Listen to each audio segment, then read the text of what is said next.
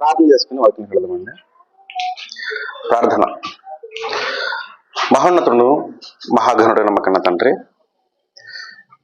మీ మహిమోన్నతమైన నామానికి వందనములు చెల్లిస్తూ ఈ ఉదయకాల సమయంలో రేపటి వరకు మీకు మారిన ద్వారా ఎన్నో అమూల్యమైన శ్రేష్టమైన సంగతులను మాకు తెలియజేశారు తండ్రి. మరికొద్ది నిమిషాల పాటు మీ విలువైన మాటలు, మా జీవితాలకు అవసరమైన మాటలను మీ దివ్య జ్ఞాన గ్రంథంలోని కొన్ని సందర్భాలను, ఆ సందర్భాల ద్వారా మా జీవితాలను మార్చుకోవడానికి, మీకు అనుకూలమైన రీతిలో జీవించడానికి మీరే మాకు సహాయం చేయమని వేడుకుంటూ క్రీస్తు వారి పవిత్రమైన నామమున ఈ ప్రార్థన సమర్పిస్తున్నాం తండ్రి. ఆమేన్. చేరొచ్చిన ప్రతి ఒక్కరికి క్రీస్తు నామములో వందనము చెల్లిస్తూ, ప్రియమైన దేవుని వారలారా, మరి చదవబడిన లేఖన భాగాన్ని ఈరోజు మనం ధ్యానం చేద్దాం. సామెతల గ్రంథము 12వ అధ్యాయము 8వ వచనం చూద్దామండి. సామెతల గ్రంథము 12వ అధ్యాయము 8వ వచనం. ఓకే, అందరూ తీసుకోండి. సామెతల గ్రంథము 12వ అధ్యాయము 8వ వచనం చదువుతున్నారు. ఓకే. ఒక్కొక్క మనుష్యుడు తన వివేకము కొలది పొగడబడును, కుటిల చిత్తుడు తృణీకరింపబడును. చాలండి. ప్రియమైన దేవుని వారలారా, ఇక్కడ చదవబడిన లేఖన భాగాన్ని మనం ఆలోచన చేయగలిగితే, ఒక్కొక్క మనుషుడు తన వివేకము కొలది పొగడబడును. ఏమంటే పొగడ్తా అంటే ఏంటి? పొగడ్తా. ఇప్పుడు అందరికీ పొగడ్తలంటే ఇష్టమా? ఏమంటే పొగిడించుకోవాలి, ఎవరన్నా పొగిడితే ఆనందించాలి. ఏమంటే మిమ్మల్ని ఎవరైనా పొగుడుతున్నారు అనుకోండి, ఏమంటే మీరు చాలా గొప్పవాళ్ళు, మీ అంతటి వాళ్ళు లేరు, మీ అంతటి జ్ఞానవంతులు లేరు, ఏమంటే మీకున్నటువంటి మరి జ్ఞాపక శక్తి ఎవరికి ఉండదు, ఏమంటే అలాగే మరి చదువుకున్న వాళ్ళైతే నీ రైటింగ్ చాలా బాగుంది, అసలు నీలాంటి రైటింగ్ అసలు ఎక్కడా లేదు, ఎవరికి ఉండదు, ఏమంటే ఇకపోతే మరి ఏదన్నా పని చేస్తున్న వాళ్ళు అనుకోండి, అసలు నువ్వు చేసినట్టుగా పని ఇంకెవరు చేయరు. ఈ విధంగా మరి పొగుడుతూ ఉంటే ఆయా వృత్తులను బట్టి, పనులను బట్టి, వారి తెలివితేటలను బట్టి పొగిడితే ఆనందిస్తారా, ఆనందించరా? ఏమంటే ఆనందపడతారు. ఇప్పుడు పైకి వారి ఎక్స్ప్రెషన్స్ చూపించకపోయినా మనసులో మాత్రం ఖచ్చితంగా ఎంతో కొంత ఆనందపడతారు. ఓకే, అంటే నన్ను ఈ విధంగా వాళ్ళు ఏం చేస్తున్నారు? పొగుడుతున్నారు. ఇవన్నీ ఇక్కడ వ్రాయబడిన మాట ఆలోచించగలిగితే, పొగడ్త అంటే ఇక్కడ ప్రశంస అని అర్థం అండి. ఓకేనా? పొగడ్త అంటే అర్థం ఏంటంటే ప్రశంసించబడటం. ఓకే. ఒక్కొక్క మనుషుడు తన వివేకము కొలది, అంటే తన జ్ఞానము కొలది, తన యొక్క ప్రజ్ఞా పాఠవాల కొలది, తన యొక్క తెలివితేటలను బట్టి మరి ఏం చేయబడతాడు? పొగడబడతాడు. ఓకేనండి. మరి కుటిల చిత్తుడు అంటే ఎవరు?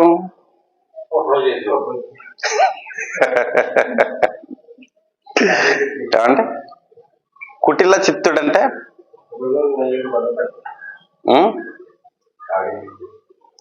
కుటిల వర్తనుడు, ఏమంటే కుటిలత కలిగిన వాడు. ఈ పదాలన్నీ కూడా మనం చూస్తూ ఉంటాం. ఏంటి కుటిలత అంటే ఏంటి? ఏమంటే లేదు, నాకు కరెక్ట్ వర్డ్ రావట్లా. ఏమంటే కుటిల చిత్తుడు అంటే అర్థం ఏంటి? ఏమంటే అంటే మనసులో ఒకటి పెట్టుకుని బయటకు ఒకటి మాట్లాడు, అంటే కపటం. అర్థమవుతుందండి. అంటే కపటం కలిగిన వాడు ఏ విధంగా మాట్లాడతాడు? బయటికి అందరితోనూ ప్రేమగానే మాట్లాడతాడు, కానీ లోపల వాడికి ఏముంటది? ఏమంటే కుటిలత. ఓకేనా? అంటే ఎదుటివాడు బాగుపడుతున్నాడు లేదా ఎదుటివాడు మరి పొగడబడుతున్నాడు అనుకోండి. ఇప్పుడు ఉదాహరణకి మీలో ఒకరిని లేపి పొగుడుతున్నాను అనుకోండి. ఏమంటే ఇగో ఈమె చాలా చక్కగా పాటలు పాడుతుంది, చాలా చక్కగా వాక్యం చదువుతుంది, ఎక్కడ పడితే అక్కడికి సువార్తలకు వస్తారు అని మీలో ఒకరిని లేపి పొగుడుతున్నాను అనుకో. ఏమంటే పక్క వాళ్ళకి ఎలా ఉంటది?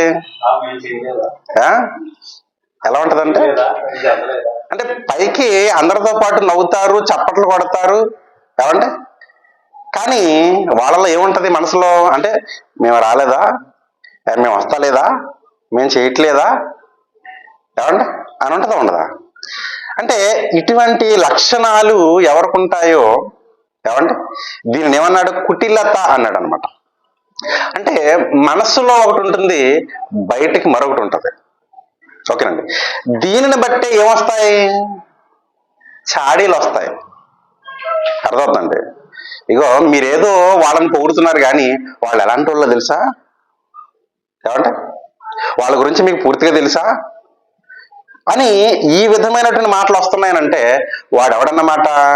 కుటిల చిత్తుడు. ఈ కుటిల చిత్తుడు ఏం చేయబడతాడు? తృణీకరించబడతాడు, కానీ వాడెప్పటికి కూడా పొగడబడ్డు. అవునే కదండి. వాడి క్రియలను బట్టే కదండి పొగిడేదైనా, తిట్టేదైనా లేదా తృణీకరించేదైనా. ఓకే, ఇక్కడ ఒక్కొక్క మనుష్యుడు తన వివేకము కొలది ఏం చేయబడతాడని రాయబడింది? పొగడబడును, అంటే ప్రశంసించబడును. ఏమంటే అలా బైబిల్లో ఎవరైనా ఒక పెద్ద వ్యక్తులు మరి పొగిడినటువంటి సందర్భాలు ఏమైనా ఉన్నాయా? మీకు తెలిసినటువంటి సందర్భాలు ఏమన్నా ఉంటే చెప్పొచ్చు. ఏమంటే ఎవరన్నా ఉన్నారు అలాగా పొగిడింపబడిన వాళ్ళు? ఒక మహా వ్యక్తి, ఒక పెద్ద వ్యక్తి, ఏమంటే ఒక చిన్న వ్యక్తిని మరి నీ యొక్క తెలివితేటలను బట్టి నేను నిన్ను మెచ్చుకుంటున్నాను, నీలాంటి గొప్ప తెలివితేటలు జ్ఞానము ఎవరికి ఉండవు అని ఎప్పుడైనా ఎవరినైనా ఈ విధమైనటువంటి పొగడ్తలు పొగిడినట్లుగా బైబిల్ ఎక్కడ ఉన్నాయా? ఏమంటే ఏదైనా ఉంటే చెప్పండి. సొలొమోన్ గారా? సొలొమోన్ గారిని ఎవరు పొగిడారు? అది కూడా చెప్పాలి. ఏమంటే శాపదేశపురాన్ని చిన్నది. చిన్న వయసులో ఉన్న వాడిని పెద్ద వయసులో ఉన్నటువంటి వ్యక్తి లేదా పెద్ద స్థాయిలో ఉన్నటువంటి వ్యక్తి పొగడడం బైబిల్లో ఎక్కడైనా ఉన్నాయా? ఎక్కడమ్మా? సమూయేలు గారా? నోటుకొచ్చిందలా చెప్పకండి. మీకు తెలిస్తే బైబిల్లో ఎప్పుడైనా ఈ సందర్భం మీకు చదివితే ఓకేనా, ఆ చదివింది ఏమన్నా గుర్తుంటే అప్పుడు చెప్పండి, పర్వాలేదు. అంతే తప్ప మీకు వచ్చిన పేర్లన్నీ కూడా ఇక్కడ ఉపయోగించకండి. ఓకే, టైం వేస్ట్ చేయకుండా ఒకసారి ఆదికాండము ఏదండి చెప్పండి. అది ఆదికాండం అనగానే ఈయనకి యోసేపు గారు బలు వెలిగింది అన్నమాట. ఆదికాండము 41వ అధ్యాయము. ఆదికాండము 41వ అధ్యాయము 39వ వచనం చూడండి ఒకసారి. ఆదికాండము 41వ అధ్యాయం 39వ వచనం.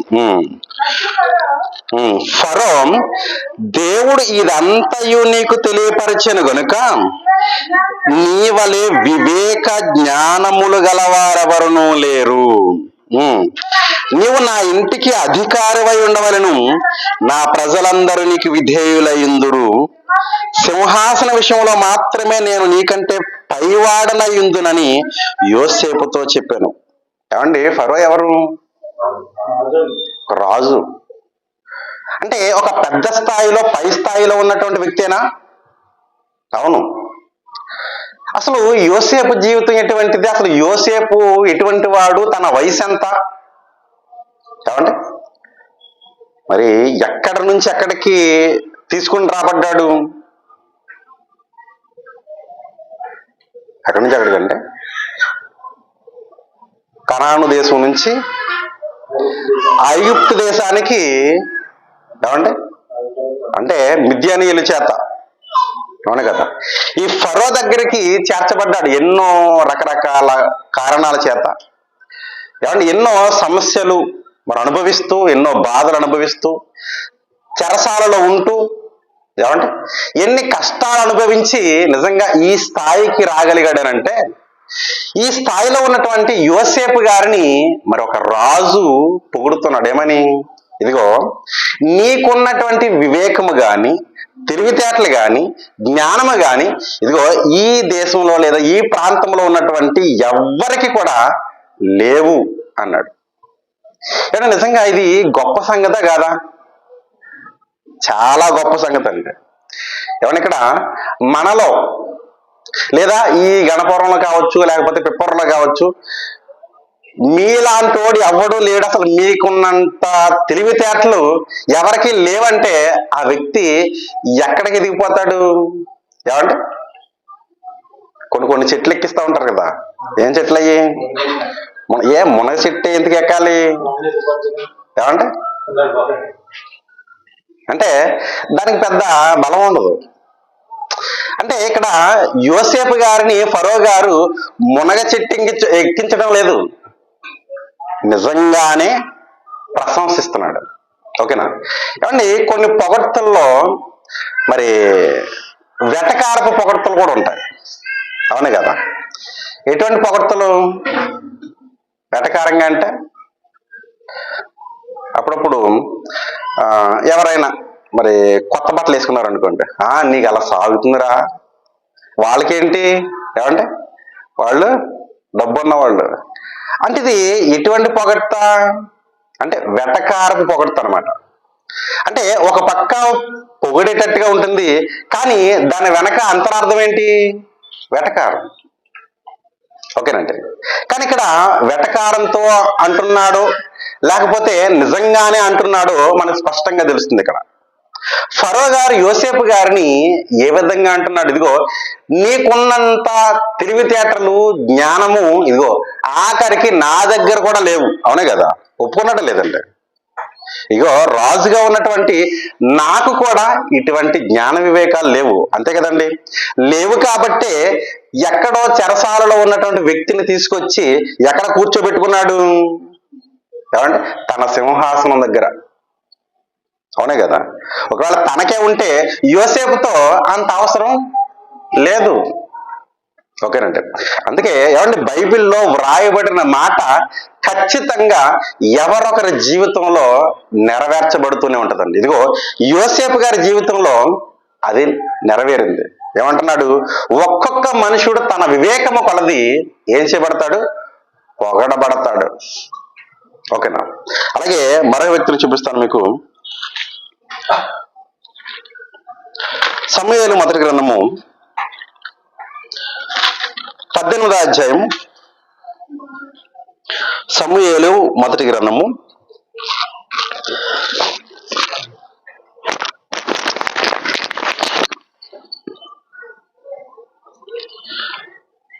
18వ అధ్యాయము 5వ వచనం చూడండి ఒకసారి. 5వ వచనం నుంచి. దావీదు సౌలు తనను పంపిన చోట్లకెల్లను పోయి సుబుద్ధి కలిగి పని చేసుకుని వచ్చాను గనుక సౌలు యోధుల మీద అతనిని నియమించెను. జనులందరి దృష్టికిని, సౌలు సేవకుల దృష్టికిని దావీదు అనుకూలుడై ఉండెను. దావీదు ఫిలిష్తీయుని హతము చేసి తిరిగి వచ్చినప్పుడు, ఏమండి, ఎప్పుడైతే ఆ గొలియాతును చంపాడో ఆ తర్వాత స్త్రీలు ఇశ్రాయేలీల ఓళ్ళన్నిటిలో నుండి తంబురలతోనూ, సంభ్రముతోనూ, వాయిద్యములతోనూ పాడుచు నాట్యమాడుచు రాజైన సౌలును ఎదుర్కొన్నట్టుకే వచ్చిరి. ఆ స్త్రీలు గాన ప్రతిగానములు చేయుచు వాయించుచు సౌలు 1000 కొలదియు దావీదు 10,000 కొలదియు శత్రువులను హతము చేసిరనిరి. ఏమంటే దావీదు గారు ఇక్కడ కొనియాడబడుతున్నాడు. సౌలు గారి కంటే ఎక్కువగా కొనియాడబడుతున్నాడు, అంటే పొగడబడుతున్నాడు, ప్రశంసించబడుతున్నాడు. ఓకేనండి. ఏ విధంగా అంటే ఎక్కడైనా ఒక దుర్మార్గుణ్ణి చంపి ఆ సమాజానికి మేలు చేసినటువంటి వ్యక్తిని ఈ సమాజం ఎలా చూస్తుంది? ఏమంటే గొప్పగా చూస్తుంది. ఎందుకనంటే అప్పటి వరకు వాడి చేత ఎన్నో హింసలు బాధలు పొందినటువంటి సమాజానికి ఈ వ్యక్తి వచ్చిన తర్వాత ఏం చేశాడు? విముక్తిని కలిగించాడు. ఓకేనండి. అందుకనే దావీదు గారిని నిజంగా అసలు ఏ విధంగా పొగుడుతున్నారు అంటే, ఇదిగో సౌలు 1000 కొలది, దావీదు 10,000 కొలది. ఓకేనండి. కానీ నిజంగా అసలు దావీదు గారు గనక యుద్ధంలోకి దిగాడు అని అంటే 10,000 మంది తలలను నరకనిదే ఆయనకి అలసట రాదనమాట. అర్థమవుతుందంటే ఆయనకి తనివి తీరదనమాట. ఓకేనా? మొన్న మధ్య ఏంటది 100 మందిని చంపినోడు ఎవడంటాడు? శతద్రువంశ యోధుడంట. అంటే వాడి వంశం అంతా కూడా 100 మందిని చంపనిదే వాడు చావడం. కానీ ఇక్కడ దావీదు గారు 10,000 మందిని చంపినా కూడా ఆయన బతికే ఉంటాడు. అర్థమవుతుందంటే వీడు 100 మందిని చంపి తర్వాత చచ్చిపోతాడేమో, కానీ దావీదు గారు 10,000 మందిని చంపినా కూడా ఇంకా బతికే ఉంటాడు. అటువంటి ధీరుడు దావీదు గారు అంట. ఓకే. అయితే ఎప్పుడైతే సౌలు గారి కంటే దావీదు గారిని ఆ జనులందరూ కూడా పొగుడుతూ ఉన్నారో, ఏమంటే ఇది ఎవరికి నచ్చలేదు? ఏమంటే సౌలుకి. వీడెవడన్నమాట? కుటిల చిత్తుడు వీడు. ఇందా చదువుకున్నాం కదా. ఓకే. ఈ కుటిల చిత్తుడు ఎటువంటి పన్నాగాలు పన్నాడు, ఎటువంటి కుట్రలు పన్నాడు అని అంటే దావీదు గారినే చంపేద్దాం అనుకున్నాడు. ఓకేనా? అయితే తన చేతులకి మట్టంటకుండా ఇదిగో ఫిలిస్తీయుల చేత చంపించేద్దాం అనుకున్నాడు. ఏమన్నా ఒకసారి ఇదే అధ్యాయము 18వ అధ్యాయము 17వ వచనం చూడండి ఒకసారి. ఓకే, ఒకసారి 9వ వచనం చూసి తర్వాత 17వ వచనం చూద్దాం. కాబట్టి నాట నుండి సౌలు దావీదు మీద విషపు చూపు నిలిపెను. విషపు చూపు. ఓకేనా? అంటే అసూయ, మత్సరం. ఇప్పుడు 17వ వచనం. సౌలు నా చెయ్యి వాని మీద పడకూడదు, అంటే నా చేతులకి ఏమంటకూడదు? మట్టి అంటకూడదు. ఫిలిస్తీయుల చెయ్యి వాని మీద పడును గాక అనుకొని దావీదు నా పెద్ద కుమార్తె అయిన మేరబును నీకిత్తును, నీవు నా పట్ల యుద్ధశాలివై ఉండి యెహోవా యుద్ధములను జరిగింపవలనని అనేను. ఏమంటే ప్లాన్స్ వేస్తున్నాడండి, ప్లానింగ్ చేస్తున్నాడు దావీదుని ఎలా చంపించాలా అని. ఎటువంటి ప్లానింగ్? ఇదిగో నా పెద్ద కూతురిని నీకు ఇస్తాను. ఓకేనా? కానీ దావీదు గారు ఏమంటాడు చూడండి ఒకసారి. అందుకు దావీదు 18వ వచనం, రాజునకు అల్లుడు నగుటకు నేనెంతటి వాడను? నా స్థితి అయినను ఇశ్రాయేలులో నా తండ్రి కుటుంబమైనను ఏ పాటివని సౌలుతో అనేను. అయితే సౌలు కుమార్తె అయిన మేరబును దావీదునకు ఇయ్యవలసి ఉండగా సౌలు ఆమెను మెహోలతీయుడైన అద్రియేలుకిచ్చి పెండ్లి చేశాను. ఓకే. అయితే తన కుమార్తె అయిన మేకాలు దావీదు మీద ప్రేమ కలిగి ఉండగా సౌలు విని సంతోషించి. ఏమండి సౌలు కూతురు ఎవరు? మేకాలు, అంటే తర్వాత కుమార్తె అనమాట.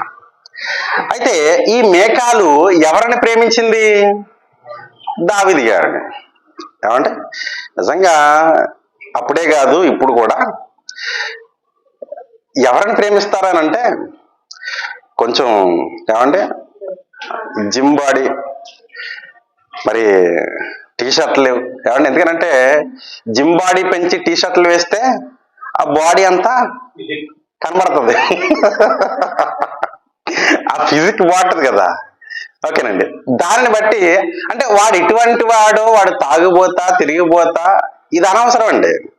ఓకేనా, వాడి బాడీ బాగుందా లేదా. ఓకేనా, అంటే వీటిని బట్టి ప్రేమించే వాళ్ళు కూడా ఉన్నారు. అర్థమవుతుందంటే ఓకే. అయితే ఇక్కడ ఈ మేకాలు దావీదు గారిలో ఏం చూసింది? యుద్ధ నైపుణ్యాన్ని చూసింది. ఓకేనా, జనం అందరూ కూడా అతనిని పొగడ్డం చూసింది. ఓకే, చూసి లవ్ చేసింది. ఓకేనా, అయితే తర్వాత దీనికి ఎవరు సంతోషించారు? ఏమంటే సౌలుకి సంతోషం ఎందుకు అంటే, ఒక తండ్రిగా తన కూతురు వేరొకరిని లవ్ చేసింది అని అంటే ఏ తండ్రి అయినా సంతోషిస్తాడా? సంతోషించడు. కానీ సౌలు గారు ఎందుకు సంతోషించాడు? ఏమంటే పోనీలే, నా పెద్ద కూతురిని ఎలాగూ ఇతనికి ఇవ్వలేదు, నా చిన్న కూతురినైనా ఇద్దామనే సంతోషంతో ఏమైనా సంతోషించాడా? ఆలోచించాడా? ఏమంటే అంటే ఈ సంతోషం దేనికి? అతడు ఒక ప్లాన్ చేశాడు ఫస్ట్. ఏంటది? తన పెద్ద కూతురితో అతనికి పెళ్లి చేసి ఏమంటే ఆ విధంగా తనని వశపరుచుకుని ఫిలిస్తీన్ల చేత చంపించేద్దాం అనేటువంటి ఆలోచన చేశాడు. అది అవ్వలేదు. ఆ ప్లాను ఏమైపోయింది? ఫెయిల్ అయింది. అయితే ఇప్పుడు మేకాలు ఎప్పుడైతే మరి దావీదు గారిని లవ్ చేసిందో, ఓకేనండి, దీనికి ఇతడు సంతోషించి ఓకే అతడు నాకు అల్లుడవబోతున్నాడు కాబట్టి అతడు నా దగ్గరే ఉంటాడు కాబట్టి నేను చెప్పిందల్లా వింటాడు ఏమంటే అని అనుకున్నాడు. అయితే దానికి ముందుగా ఒక ప్లాన్ చేశాడు. ఏంటది? ఇదిగో, మేకాలను గనక నువ్వు పెళ్లి చేసుకోవాలనంటే నాకు కట్నమేవి ఇవ్వక్కర్లేదు. ఏమంటే అయితే కట్నంగా నాకేం కావాలి అని అంటే ఫిలిస్తీన్లలో ఒక 100 మంది మర్మాంగ ఏంటది చర్మాన్ని తీసుకురమ్మంటాడు. ఓకే, ఒకసారి ఆ మాట చూద్దాం. ఒకసారి అక్కడ ముందోళ్ళు అనేటువంటి పదాన్ని ప్రయోగించాడు అక్కడ. ఓకే, 18వ అధ్యాయము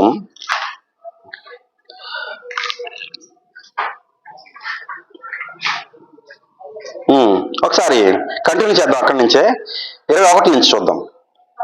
ఆమె అతనికి ఉరిగా నుండునట్లును ఫిలిస్తీన్ల చెయ్యి అతని మీద నుండునట్లును నేను ఆమెను అతనికి ఇత్తుననుకొని ఇప్పుడు నీవు మరి ఒక దాని చేత నాకు అల్లుడు వగుదు అని దావీదుతో చెప్పి తన సేవకులను పిలిపించి మీరు దావీదుతో రహస్యముగా మాట్లాడి రాజు నీ అందు ఇష్టము కలిగి ఉన్నాడు, అతని సేవకులందరూ నీ ఎడల స్నేహముగా ఉన్నారు కాబట్టి నీవు రాజునకు అల్లుడవు కావాలనని చెప్పవలనని ఆజ్ఞ ఇచ్చాను. సౌలు సేవకులు ఆ మాటను బట్టి దావీదుతో సంభాషింపగా దావీదు నేను దరిద్రుడనై ఎన్నిక లేనివాడనై ఉండగా రాజునకు అల్లుడు నగుట స్వల్ప విషయమని మీకు తోచునా అని వారితో అనగా సౌలు సేవకులు దావీదు పలికిన మాటలు అతనికి తెలియజేసిరి. అందుకు సౌలు ఫిలిస్తీన్ల చేత దావీదును పడగొట్టవలనన్న తాత్పర్యము గలవాడై రాజు ఓలిని కోరక, ఏమంటే ఓలి అంటే కట్నం అనమాట. ఓకే, ఆ ఓలిని కోరక రాజు శత్రువుల మీద పగ తీర్చుకొనవలనని ఫిలిస్తీన్ల 100 ముందోళ్లు కోరుచున్నాడని దావీదుతో చెప్పుడనెను. ఏమండి చదివేద్దామా? ఓకే, సౌలు సేవకులు ఆ మాటలు దావీదునకు తెలియజేయగా తాను రాజునకు అల్లుడు కావాలనన్న కోరిక గలవాడై గడువు దాటక మునిపే లేచి తన వారితో పోయి ఫిలిస్తీన్లలో 200 మందిని హతము చేసి వారి ముందోళ్లు తీసుకువచ్చి రాజునకు అల్లుడగుటకై కావలసిన లెక్క పూర్తి చేసి అప్పగింపగా సౌలు తన కుమార్తె అయిన మేకాలను అతనికిచ్చి పెండ్లి చేశాను. ఏమండి నిజంగా ఇక్కడ సౌలు గారు ఫిలిస్తీన్ల చేత దావీదు గారిని చంపించేద్దాం అనుకున్నాడు.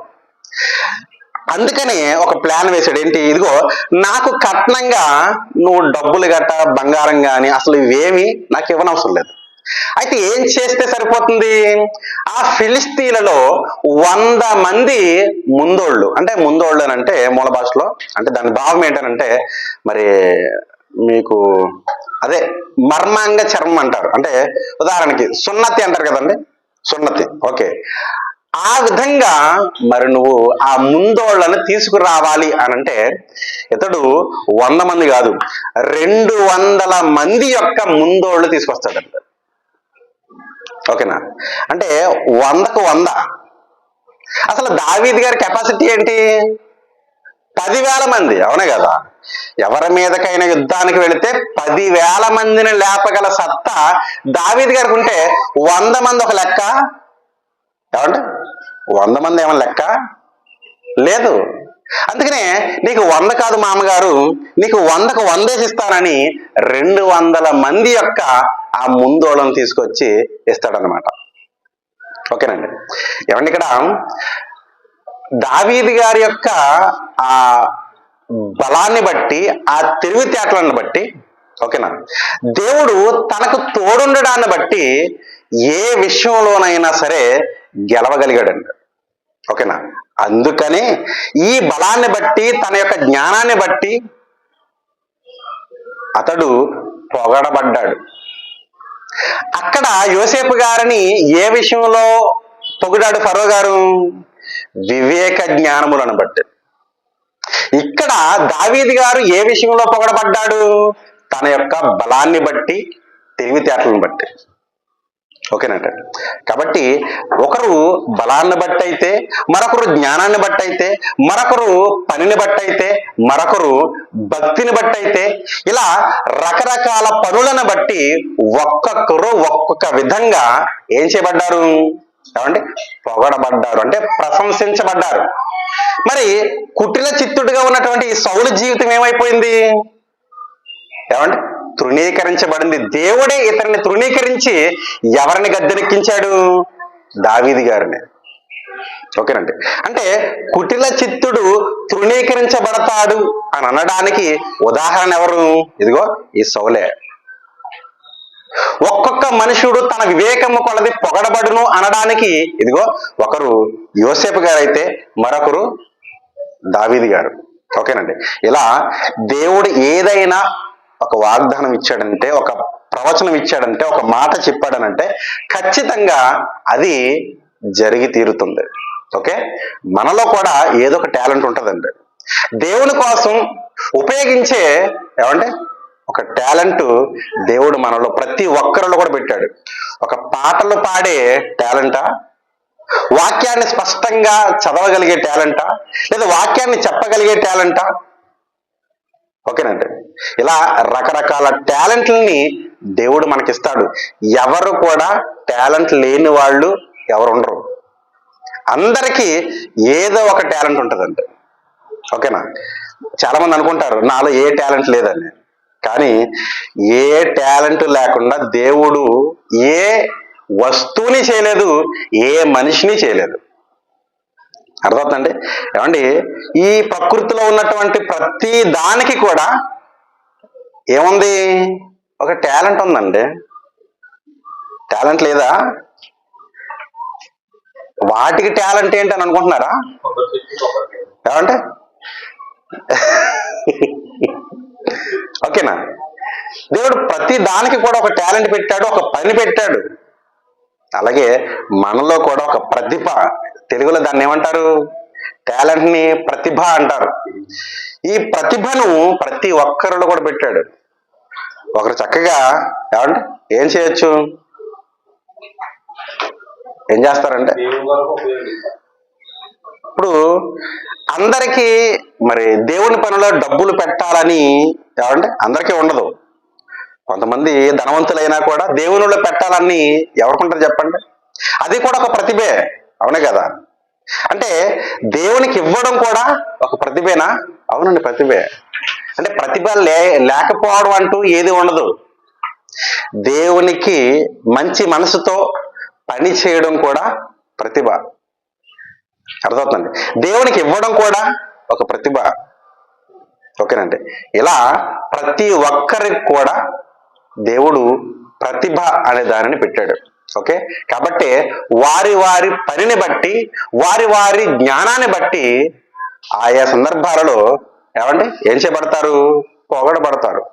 అందుకనే జయశాలి గారు చూడండి, అంటే ఒక్కొక్క వ్యక్తిలో ఒక్కొక్క టాలెంట్ని చూశాడు ఆయన. మరి జాన్సన్ విక్టర్ గారి యొక్క మరి ఆయనలో ఏ టాలెంట్ చూశాడు? ఏమంటే సంగీతం, పాటలు. అంతకుముందు ఆయన వేరే వృత్తిని చేసుకుని ఉండొచ్చు, కానీ ఆయనలో ఈ టాలెంట్ను గుర్తించి నిజంగా ఈ రోజు అసలు దేశంలోనే కాదు, అసలు ప్రపంచంలోనే అటువంటి సంగీతాన్ని ఏమంటే మరి వాయించే వాళ్ళు కానీ, లేకపోతే అటువంటి పాటలు కట్టే వాళ్ళు కానీ ఎవరు లేరంట. ఓకేనా? ఇది మనం చెబుతున్నటువంటి గప్పాలు కాదు, కానీ ఈరోజు మరి బయట వాళ్ళే ఆయన గూర్చి చెప్పినటువంటి సంగతులు ఎన్నో ఉన్నాయంట. ఓకేనా? అంటే ఇలా ఒక్కొక్కరిలో ఒక్కొక్క ప్రతిభ ఉంటుంది. మనం దానిని గుర్తించి, ఇదిగో నాలో ఉన్నటువంటి టాలెంట్ ఏంటి అని బయటికి తీసి అది దేవుని కొరకు ఉపయోగపడుతుందా లేదా అన్నది మనం పరీక్షించుకోవాలంటే. అయితే ఈ భూమి మీద మనల్ని ఎవరు పొగడరు కదా, ఏమండి అని అనుకోవద్దు. మనల్ని ఎవరైనా ప్రశంసిస్తే ఏంటి, ప్రశంసించకపోతే ఏంటి, ఏమండి?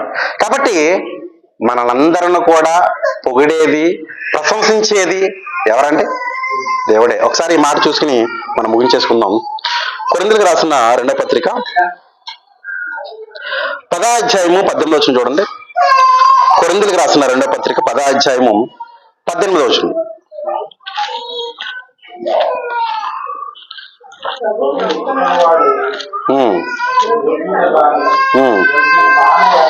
ప్రభువు మెచ్చుకుని వాడే యోగ్యుడు గాని తన్ను తానే మెచ్చుకుని వాడు యోగ్యుడు కాడు. ఏమంటే ఇదిగో దేవుని చేత మెచ్చుకొనదగితే అసలు ఇంకెంత గొప్ప సంగతి అది.